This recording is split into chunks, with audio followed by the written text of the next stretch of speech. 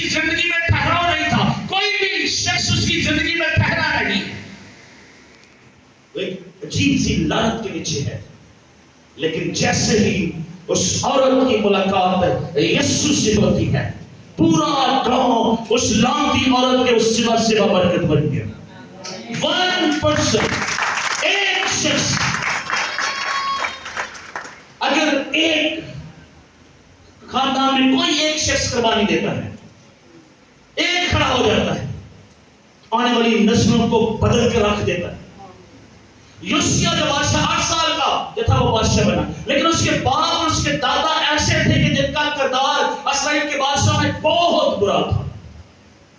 لیکن یہ مرد خدا اٹھتا ہے اور تاریخ کو بدل کے رکھ دیتا ہے. آپ میں سے ایسا مرد ہے آنے والی نسلوں کو بدلنا چاہتا ہے،